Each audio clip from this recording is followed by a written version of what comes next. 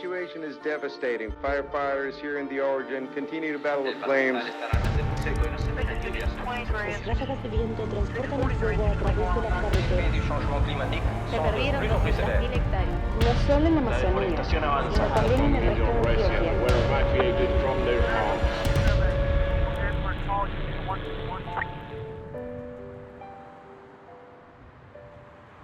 Vivo en un país donde todos los domingos hay un ritual sagrado.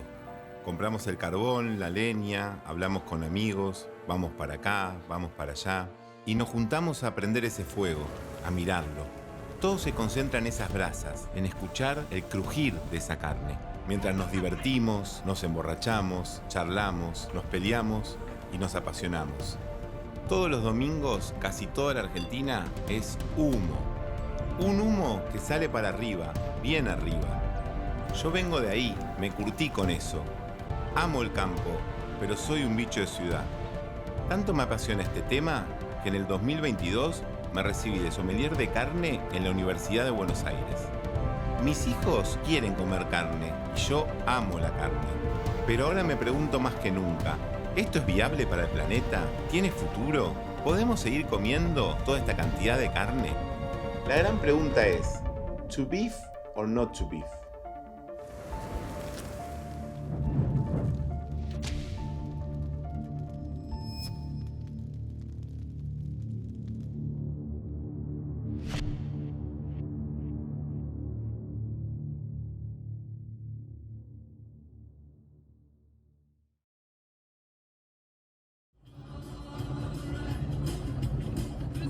Mi otra pasión, además de la carne, es la producción audiovisual. Estudio y trabajo con esto hace mucho tiempo. En este sentido es que decidí hacer un documental sobre la carne. Por eso salí al camino con mi cámara para ver qué me encontraba, a buscar las respuestas. Hoy hablamos de sustentabilidad y la realidad es que con la degradación que han tenido los campos, sustentar lo que está hoy no alcanza, lo que está hoy está mal. Entonces, el concepto que se maneja hoy es de regenerar, construir suelo hacia arriba. The industrialization of farming broke the cycles of nature. The way that the prehistoric hunters worked was in a very balanced way. So they used the environment in a way that was respectful and involved working together with the environment. My name is Matías. I am the CEO and founder of Notco. Notco is a company that's utilizing artificial intelligence and science to really create plant-based versions of traditionally animal-based products that use less energy, less soil, less water, and significantly less CO2 emissions to really create the same sensorial experiences that we always love, from meat, from milk, from mayo, from ice cream, everything but coming from plants. My name's Acacia Smith. I'm a policy manager at the Good Food Institute in our office in Europe. We have offices in 6 different regions globally. My name's Bobby Gill. I work for the Savory Institute, which is a global nonprofit that is working to regenerate the grasslands of the world. And we do that by training farmers and ranchers and pastoralist communities with a methodology of grazing developed by our founder, Alan Savory, known as holistic management or holistic planned grazing. The Good Food Institute is an international NGO, as I just mentioned, where we are funded completely by philanthropy. We were set up 6 years ago. And the founders of GFI were really coming from this perspective of seeing the problems that were coming from the industrial animal agriculture as it stands today. So the fact that it's a leading cause behind climate change, behind deforestation and biodiversity loss, antimicrobial resistance, increasing the link with pandemics. So kind of seeing these big societal problems that were linked with industrial agriculture and wondering what we could do about that. Los pastizales son uno de los ecosistemas más amenazados en el planeta. Hemos convertido como seres humanos a través de la historia más pastizales que cualquier otro tipo de ecosistema, principalmente para producir comida, ¿no? Y agricultura. Is the consumption of animal protein important in a balanced diet? Yes. The answer is yes. Nos últimos 30 anos, o PIB per capita global cresceu aí da ordem de 150%. E a oferta de proteína global, mundo todo, considerando suíno, aves e bovinos, aumentou só 85%, né, nesse período todo. Isso explica por que nós temos uma parcela grande da população mundial, estima-se que cerca de 800 milhões de pessoas, vão todo dia na natureza buscar algum animal da fauna para comer. É isso que criou, né, aqueles mercados como o de Wuhan, que é o berço aí do coronavírus. And when the cycles of nature are broken, you know, the land, the water are put at peril. So regenerative agriculture, which is what we practice now, is our effort to restart those cycles of nature. I think that notion of being a partner with wild animals and including wild cattle, I think that changed gradually with domestication, where we became dominant over animals.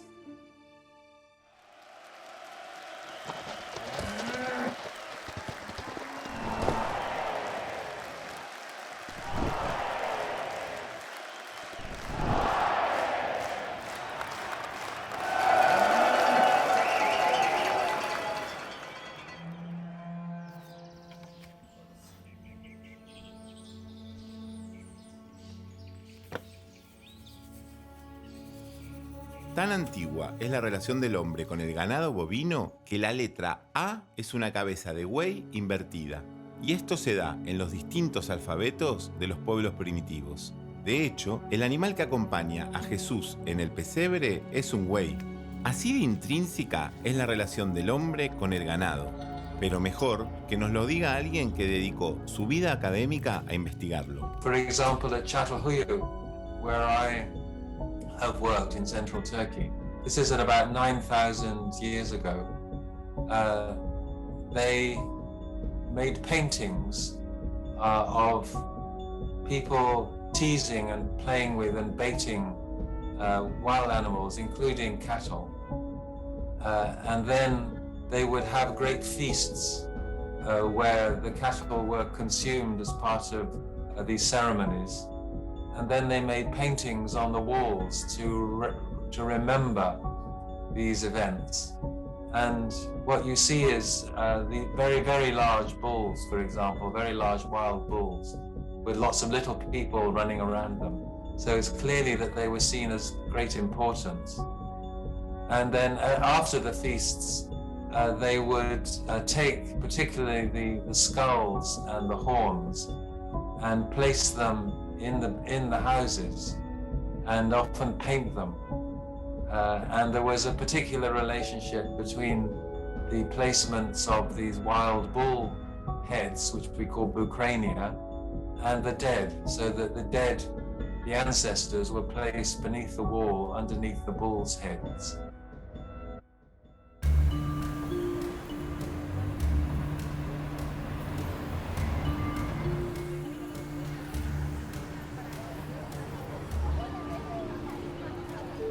Vamos a conocer al culpable, el que pudrió el rancho.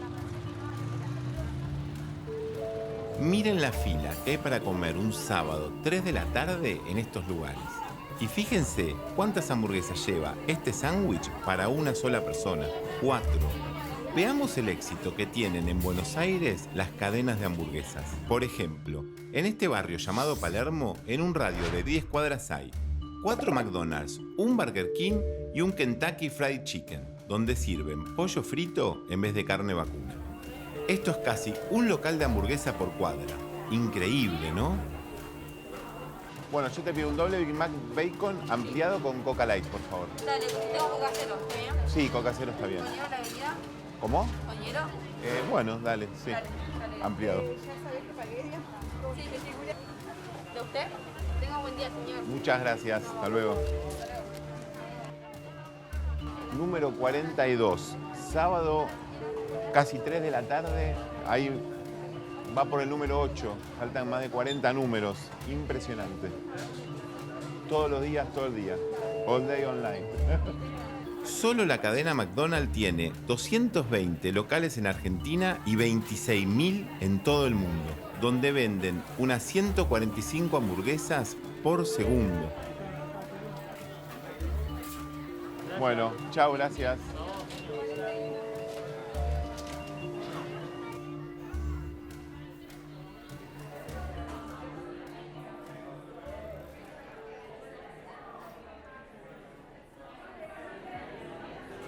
Las cadenas de hamburguesas ofrecen siempre el mismo sabor característico y la misma textura blanda de la carne, el fast food.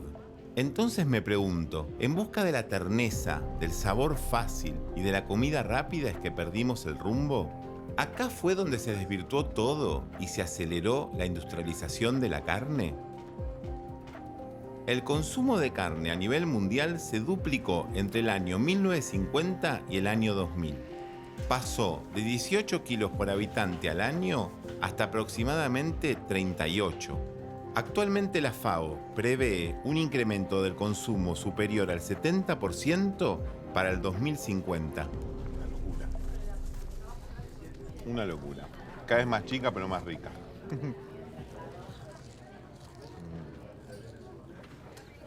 Pero esto no termina acá. A solo 1,5 kilómetros de este lugar está Palermo Soho, la cuna de la hamburguesa gourmet. Claramente, la hamburguesa es un fenómeno mundial y las hamburgueserías se multiplicaron de manera exponencial. En ciudades como Las Vegas hay más de 500 restaurantes especializados en este plato. Y hasta hay uno que sirve la hamburguesa más calórica del mundo, 20.000 calorías en un solo sándwich. Impresionante. En una cuadra, 3 hamburgueserías, sábado 5 de la tarde, las 3 abiertas. Vamos a probar esta. ¿Por qué insistimos con la hamburguesa? Porque al picarse la carne, países sin condiciones naturales para su producción ingresaron al mercado exportador. Por ejemplo, el caso icónico de Brasil, donde se deforestó parte del Amazonas para colocar praderas y monocultivos, que luego esos granos darían de comer en los feedlots a la ganadería industrial. Este fue un plan que en menos de 30 años hizo a Brasil el país más exportador del mundo. ¡Qué locura! Bueno, y llegamos a esto, ¿no? Ya una hamburguesa boutique gourmet de autor que tiene unas donas dulces, aparte dulces, con dos slides de 2 hamburguesas espectaculares, riquísimas, crocantes, de muy buena carne. De lo masivo a lo mega particular, pero amamos las hamburguesas en todos los sentidos.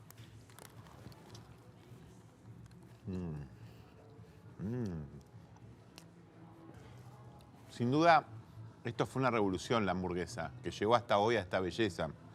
Debe haber más hamburgueserías hoy que iglesias en el mundo. Ha cambiado toda la concepción de la carne y ha hecho que nos replanteemos si tiene futuro, ¿no? To beef or not to beef. Incluso el cine y la televisión colaboraron con estas fiebres de las hamburguesas. See this burger? It's all that's right in the world. I love Krabby Patty! Turn around, look at that. You see what I mean? It's plump, it's juicy, it's 3 inches thick. Now, look at this sorry, miserable, squashed thing. Thank you, I'm flattered. Smile, you're at Mr. Smiley's. Would you like to try our new beef and cheese pot pie on a stick? Just $1.99 for a limited time only. Good afternoon. Welcome to Burger King. May I take your order? Kip the chich.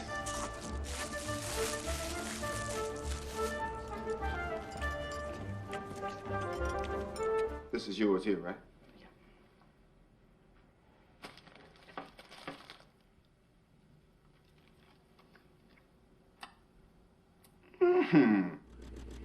This is a tasty burger. I'm an environmental engineer focusing on climate change for the past 12 years. I have a master's degree from Yale, from the School of Environment on climate change. So globally, the main drivers of deforestation are beef, cattle ranching, and soybean production. Particularly in South America, beef and soybean are generating the ravaging of tropical forest.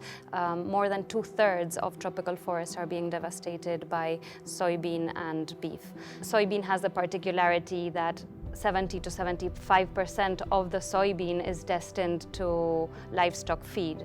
And obviously the example of cattle is a very extreme one, where we've become trapped into the production of huge amounts of meat, which has a huge impact on the environment, involving deforestation and so on.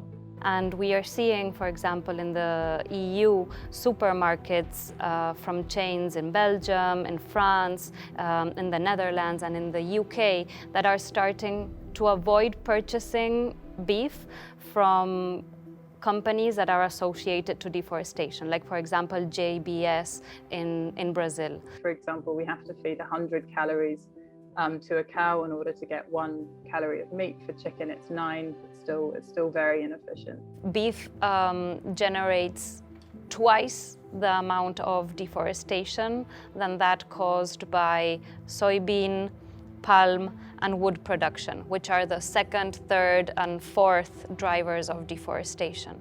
Las aves son fantásticos embajadores de la naturaleza, nos permiten, están en todos los ecosistemas, están en todos los continentes, pero también son un grupo de organismos muy sensibles a los cambios y entonces cambios en sus poblaciones nos dicen que algo más está pasando en el resto del ambiente. Entonces es un perfecto termómetro de la salud de los ecosistemas. Beef and soybean are generating the deforestation not only of the Amazon in Brazil, but also of the Cerrado biome in Brazil and of the Gran Chaco in Argentina and Paraguay. And a new study that has been recently released has said that there is evidence that the Amazon is losing its resilience and that it can be reaching a tipping point of dieback. Without the Amazon, it will be very difficult to tackle climate change. Pérdida del suelo, pérdida de biodiversidad, calentamiento global y deforestación, todo este combo está muy vinculado a la producción actual de alimentos. El ser humano necesita consumir proteína animal, pero ¿a qué precio? Our body does not make all the amino acids. We have to look for them in the food we eat. Meat, especially meat, is very digestible for us. Más adelante vamos a abordar un poco más el tema del consumo de carne y la salud. Por ahora decimos que necesitamos proteínas, pero ¿puede producirse de un modo más amigable y sostenible con el medio ambiente? Para responder esta pregunta, quiero investigar más sobre los 4 grandes sistemas de producción de proteína bovina que hay en la actualidad. La carne terminada en feedlot, la carne proteína que se hace a base de plantas, la carne de laboratorio y la carne de pasto. Comencemos con la más polémica hoy en día, el feedlot. No Brasil hoje, a gente tem o maior rebanho comercial do mundo. Nós estamos trabalhando hoje com 190 milhões de cabeças. Ainda assim, é o rebanho comercial maior do mundo. Os Estados Unidos, com metade do rebanho brasileiro, pouco acima da metade, produz quase 20% a mais do que o Brasil em termos de produção. Então, eles têm uma eficiência zootécnica maior do que o Brasil, produzem mais. Feedlots are a prime example of when someone takes a reductionist perspective on how to manage agriculture and you say, what is the single factor that I'm trying to optimize? And for many people, they're trying to optimize calories off of a single piece of land. They're trying to be as efficient as possible with creating food. But when they do so, they're missing out on all the other components because they're trying to optimize production, but when they do that, what they're doing is they're causing unintended consequences in terms of the environmental impacts of those feedlots.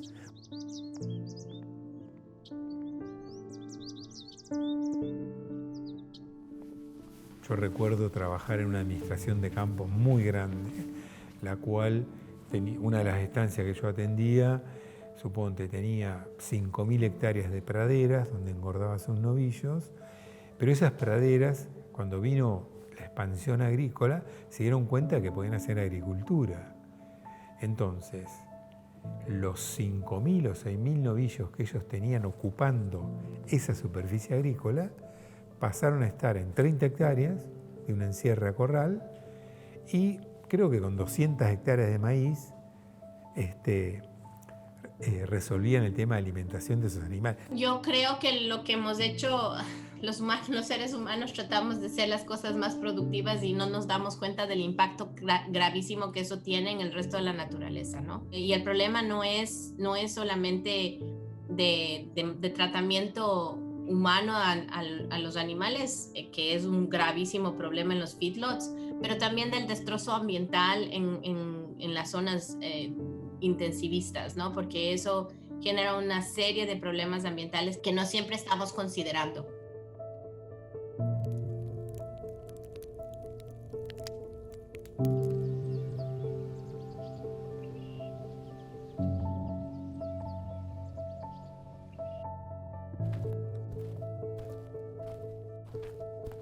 In a feedlot, all the cycles of nature are broken. The land becomes a dead mineral medium. The animals are unnaturally obese creatures which would never survive in nature. A mentira é que a gente não pode comer carne porque, em teoria, a gente acabaria com o mundo. Se a gente pegar aqui nesse projeto que a gente anda no Brasil, o Rally da Pecuária, se eu pegar os 10% dos produtores mais tecnificados, mais produtivos desse grupo, que já está a campo, então nós não estamos falando de centro de pesquisa, e considerar que toda a área brasileira vai produzir igual esses 10% que a gente identifica a campo, dá para produzir toda a carne do mundo dentro do Brasil. There's not enough water, land, energy in this world to sustain the nutrition creation system that we've created based on animals. Now there's another part of it, which is this whole system created the worst food landscape in humankind. 7 out of the 10 leading causes of death in the US itself are diet-related diseases.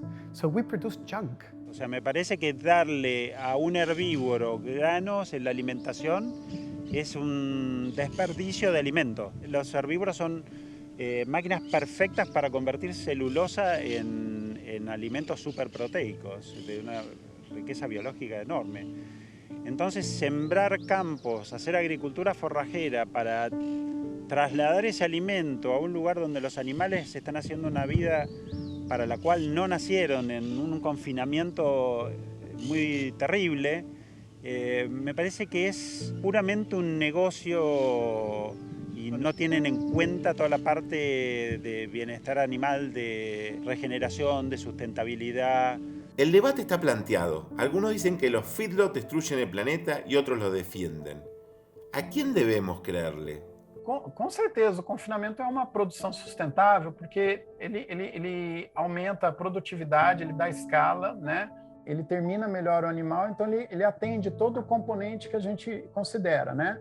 Se eu tenho uma produtividade maior, eu economizo área, eu preciso usar uma quantidade de áreas menores para produzir a mesma quantidade de carne. Então, no Brasil tem um número que a gente gerou aqui nos nossos estudos, né? De 90 até hoje, o ganho de produtividade no Brasil defendeu 250 milhões de hectares, né? A gente vê a pecuária brasileira ser muito atacada, mas esse ganho de produtividade permitiu que a gente não desmatasse 250 milhões de hectares. You're getting a full-grown animal ready to be slaughtered in less than a year, as opposed to an animal who needs 4 years in pasture farming, right? But the question here for me as human being is this a way of treating an animal? O Brasil parou de castrar o animal, então você tem um animal inteiro, né, com uma carcaça muito grande e zebuíno. E claro, né, todo o controle sanitário, a saúde do animal garantida, assim como a nutrição, alimentos de boa procedência, bem dimensionados, bem equilibrados na proporção que o bovino precisa, sem faltar e sem sobrar. I used to run a feedlot. From a management perspective, I had so much control over it. If it was a drought, I just bought more feed.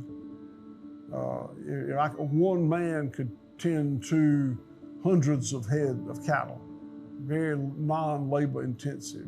Mas a tendência é que a produtividade permita queda nos valores reais, nos preços reais de carne para o consumidor.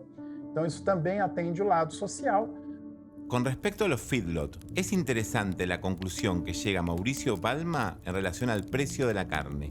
Agora, você fala, você quer pagar muito mais por uma carne sem antibióticos, sendo que usando antibióticos você paga menos e não tem risco? Essa devia ser a pesquisa.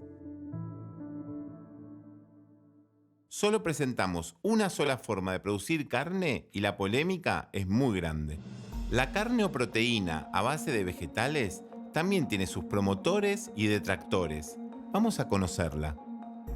We have more than 300,000 species of plants in the world that we have no idea what 99% of them can do, right? When you don't know what they can do, then, I mean, there's so much value, there's so much knowledge that hasn't been explored, right? So first was, we understand our favorite foods, which are animal-based. We understand this unexplored world of plants.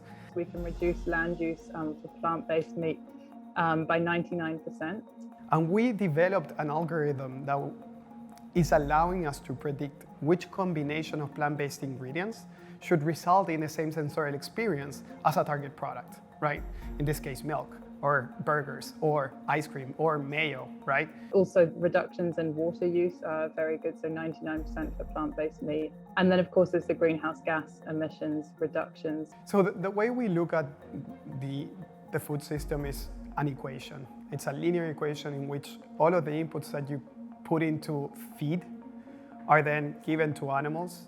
Those animals have to grow, they have to be fed, they have to be sourced with water, they have to be protected with antibiotics because we're putting them in, very small cages. These heavily processed foods grown with soy and wheat and pea protein that comes from these massive monocultures where there is tons of fossil fuel usage and herbicides and everything else. That is not a healthy little vegetable garden. They're not getting vegetables out of someone's garden and pureeing them in a blender and slapping them together as a patty and saying, this is our new Impossible Burger. We select our suppliers in a very kind of strict way. We try to put as much value to the product in terms of certifications to our consumers that are not only, consumers are very strict, right? And they not only want a vegan product, or they don't only want, a gluten-free product. They want a non-GMO project verified. They want, halal, kosher, this, and that. So you need to be very aware on the sourcing side of things because it's very hard and there's limited amount. With plant-based and cultivated meat, with both of them, you don't have any risk of fecal pathogens or any of the foodborne diseases that can come with industrial farming. So you remove that from the picture completely. You remove the use of antibiotics, so there's no risk of driving antimicrobial resistance. Pero la calidad biológica no tiene nada que ver con la calidad biológica de una carne real. It's not just animals versus plants. That is not the problem. What we should be focused on is nature versus industrialization. These are highly processed foods. Learn how to read your labels. If we look at plant-based meat, it really, if you compare the plant-based meat that people are consuming with the products they would be consuming otherwise, so processed burgers or processed sausages, then plant-based meat does better. So it has lower saturated fat, and then on the other side, it also has dietary fiber coming from the plants, which you don't have from animals. So there's also that point as well. And you'll see the plant-based products that that exist today in the market. They do have a lot of resemblance in nutritional fact label as the product that you're trying to target, right?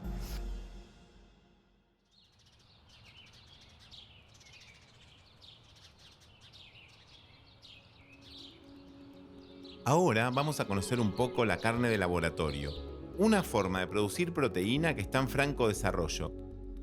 What we're doing with cultivated meat is we're essentially taking a few cells from an animal and in a way that doesn't harm the animal. They're then put into something that's called a cultivator, which is a bit like something you'd see in a beer brewery. And that cultivator provides the warmth and the nutrients in order for those cells to replicate until we have a large amount of cultivated meat, which then can be turned into different types of meat products. So essentially what you end up with is something that's on the cellular level. It's exactly the same as conventional meat. And I think that's really interesting because you are always going to have people that want to keep consuming animal meat, animal-based meat. So it's a really, really transformational option as well. It looks far promising when you have to feed a big population, but what are the effects? Another point I'd add on that is there's some research actually ongoing at the moment in Spain where they're looking at making that even healthier. So they're looking at developing cultivated meat with healthier fats. It's a high quality protein because it's exactly the same as the protein you're getting from a pasture farm raised. So I think on the one hand, you're removing the biogenic methane emissions that you have associated with growing the animals, but then on the other hand, you're removing all the emissions to do with the crops. And that becomes very interesting because then, of course, that frees up really huge amounts of land that you can do other things with. You can rewild that land and meet global biodiversity goals. You can use that land for carbon sequestration. And I think then you can also use that land for more sustainable farming practices like regenerative agriculture or agroecology. So I think the kind of combination of those two things work extremely well together.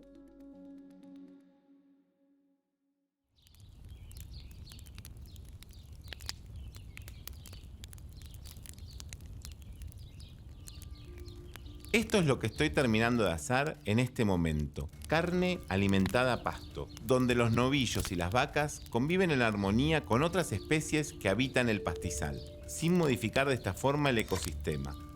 Según mediciones de la Alianza del Pastizal, con este método se secuestran más de 5 toneladas de carbono por hectárea de campo al año. Vamos a presentar esta forma de producción. Y un sistema convencional lo que tiene primero es, normalmente es sembrar praderas. No tienen una rotación permanente donde se respetan los tiempos de descanso y de rebrote de los pastos. Entonces, esa dinámica de pastoreo hace que se degraden las pasturas o los campos naturales, se degraden en muy pocos años. 3, 4 años esas praderas que se sembraron con un costo muy importante tienden a degradarse, con lo cual requieren de vuelta una intervención de maquinaria, fertilizantes, semilla, con un costo altísimo. We get 52 inches of rain fairly equally across the year and no snow. So if the land is allowed to grow, recover, the grass recovers for 60 days, it becomes reproductive. It's gone out of vegetative and started putting seeds. Then we have a really hard animal impact, or we'll put a couple thousand head on 30 acres for 24 hours. Then we move them, it'll be 60 days before they come back. That puts a lot of carbon in the earth. Bueno, los animales funcionan como lo que son, animales herbívoros, viviendo en grupos, son muy gregarios, viven en lotes compactos, sin ningún tipo de perturbaciones externas, salvo lo que hacemos todos los días de funcionar de alguna manera como predadores y generar el cambio de potrero todos los días para que tengan la disponibilidad de pasto de calidad y cantidad necesaria, ¿no? That plant spends the next 60 days photosynthesizing, breathing in greenhouse gases, pumping it beneath the surface in the form of root material, and then we'll hammer it again, and a lot of those roots will slough off, and then it's like a pump. You know, the plant is literally pumping greenhouse gases into the soil. It's also good for the animals because if you move them every day, you break the life cycle of the internal parasites. Hay como un ideal de muchos consumidores de la carne a pasto. Muchos cuentan que dicen, no, la carne que yo comí, personas de 60 o 70 años, la carne que yo comía antes tenía otro sabor, era diferente, y como que añoran eso que se hacía antes, que era la carne principalmente producida con sistemas pastoriles. If you ask someone about photosynthesis, they're thinking trees usually in their head. They're not thinking of a single blade of grass or a tuft of grass. But with 5 billion hectares of grasslands, that's a lot of photosynthesis happening. That's a lot of capacity to draw all that CO2 out of the atmosphere and store it underground where it originally belongs. Within environmental conversations, you often hear people talking about saving the rainforests or the coral reefs or whales or, the melting ice caps. And those are all important. But every piece of this global ecosystem is important, including our grasslands. And it's not that hard to do. It's a fairly simple process. We just need to put the animals back on those grasslands. Los pastizales filtran y limpian, mantienen el balance de los suelos, mantienen la calidad de los suelos, que vienen inundaciones nos ayuden a mantener la biodiversidad. La ganadería es algo importante en función de que se mantengan los pastizales sanos y que, tengamos un tratamiento humano y decente del ganado. Cada vez que veo que los animales se van hacia el frigorífico, me moviliza, sin duda, me moviliza. Pero en la producción de alimentos en el mundo es todo un ciclo de vida y muerte. Es inevitable la muerte para generar fertilidad, para generar alimentos. Siempre que vamos a consumir cualquier alimento que consumamos, lamentablemente tiene una historia de muerte atrás. Pero así es la vida, así es la vida. Por más que comas una lechuga, hubo alguien que estuvo matando caracoles, estuvo matando a las liebres y también hubo naturalmente un montón de vida y muerte en ese suelo para generar la fertilidad necesaria para que esa planta crezca. But there's no question in my mind that ruminant animals grazed correctly are not the problem with climate change. They're part of the mitigation of climate change. O sea, la mayor parte de las áreas no cultivadas, no habitadas por humanos, con ciudades, con desarrollos de todo tipo, son pastizales que de vuelta coevolucionaron y necesitan seguir así con herbívoros. Al haber sacado los herbívoros o haber manejado mal, hemos generado problemas de todo tipo, ¿no? O sea que la mayor parte de la superficie del planeta necesita manejos regenerativos, ¿no? De regeneración holística con herbívoros. I'm always amused and made angry when I hear people quote the junk science that farm animals, particularly cattle, are destroying the environment. That through their flatulence and burping, they're putting all these methane and carbon dioxide back up into the environment. Where do you think that carbon came from? That plant pumped it down and put some of it as forage on top of the ground, an equal amount as roots under the ground. The cow or sheep or goat ate that carbon on top that was above the surface of the soil. Some of it, through flatulence, went back up. Much of it went back down on the earth in the form of feces, and then even more of it was trapped in roots under the ground. So the cows did not create carbon and put it up. That's not the way that works. The cows harvested the carbon that had been greenhouse gas yesterday, and a percentage of it, just a percentage of it, was put back up to be brought down again. It's a cycle, carbon cycles.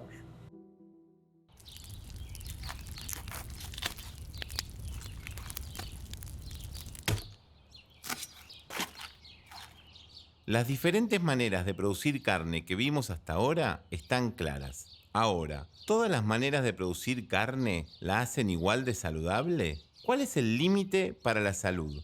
The nutrient density of the nutrients that come out of animal protein and animal fat is much more bioavailable than anything that is grown in a lab or comes from a plant-based source. I mean, most often, especially when you're looking at the fat-soluble vitamins like vitamins A and D, E, K2. All of these different fat-soluble vitamins are so, so important to human health.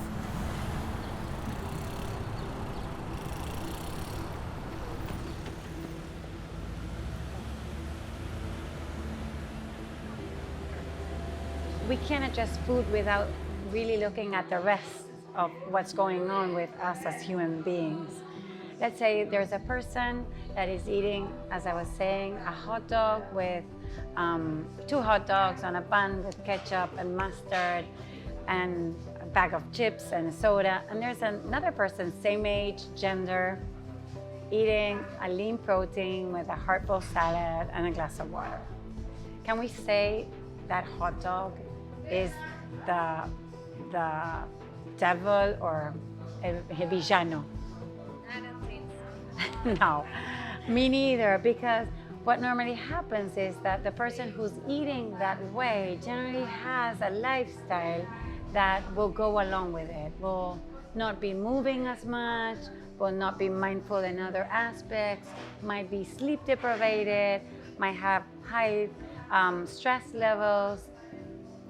On the contrary, the person who wants to eat healthy is more mindful and is really checking out on what that person is doing. So lifestyle is really important.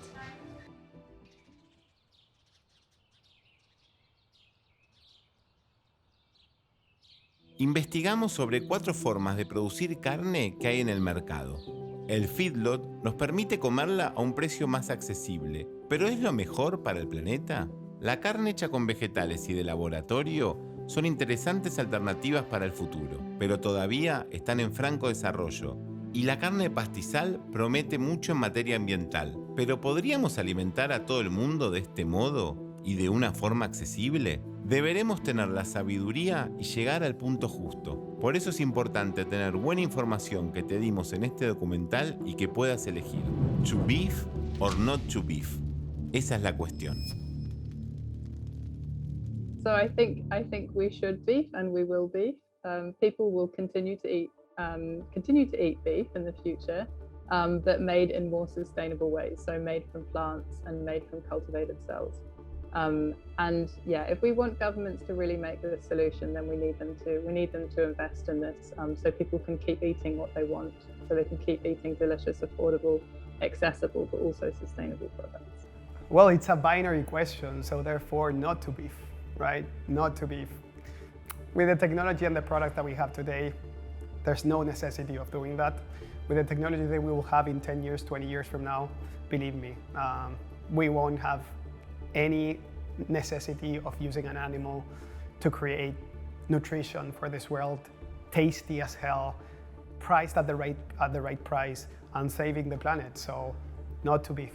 Well, if consumers understand the ills of the world in terms of climate and other factors, then they'll understand that beef is part of the answer to it. Beef. Absolutely, 100%, without a doubt, to beef. To beef or not to beef. Yo creo que sí, hay que comer carne. La realidad es que las dietas que no incorporan carnes tienen deficiencias, más que nada en chicos, en madres embarazadas e em gente adulta. To beef, acredito que a gente possa consumir sim, até mais, né? Que a gente tem que se preocupar com relação ao consumo de proteína ou de qualquer outro alimento, é um limite de saúde. Qual que é o limite que começa a me fazer mal para a saúde, que passa do boa nutrição para o exagero? To beef or not to beef? I think that I would be inclined to say that we have to reduce significantly the amount of beef that is produced and consumed per capita and in total in the world. and that there has to be a radical shift in how that beef is produced to ensure that it is sustainable, that it is low carbon, and that it is ensuring benefits for the environment. And this is possible. Para mí la producción de carne va a continuar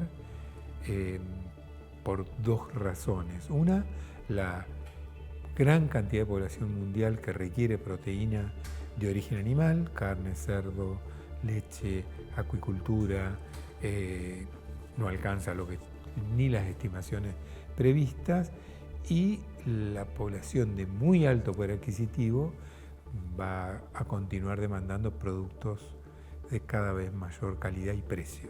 It becomes very difficult to see what the solution is. I mean, as I said, one way to stop the problem would be to stop eating beef. And for example, I eat very little beef and eat a lot of fish.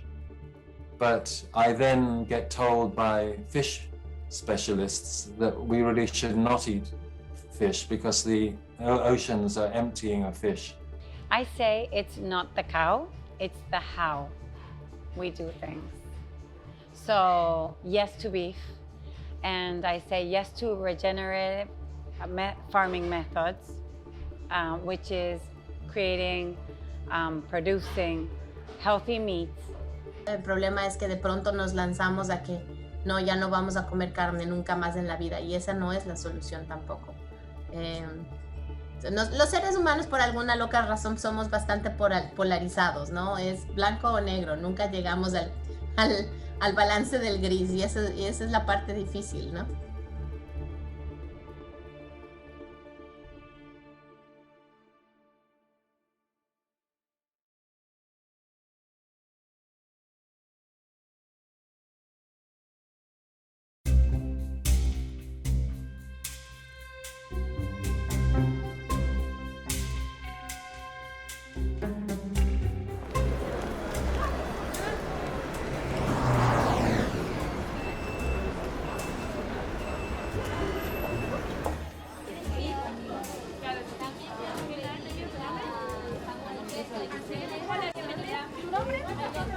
Un Whopper común y uno vegetal, por favor. Uno y uno. Sí. Muchas gracias. ¿Me llama por el nombre?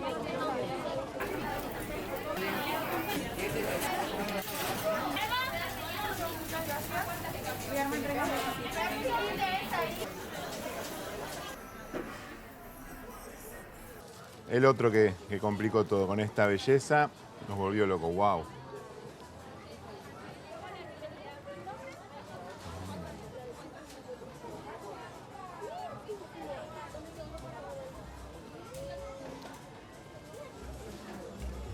Vamos a probar el Whopper Veggie. Vamos a ver de qué se tratan las nuevas tendencias. ¿To beef o no to beef?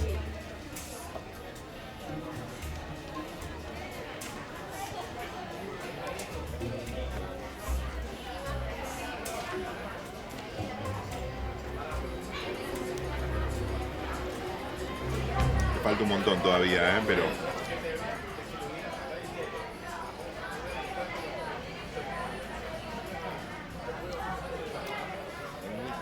es un muy buen intento, pero pasado, presente, futuro, to beef or not to beef.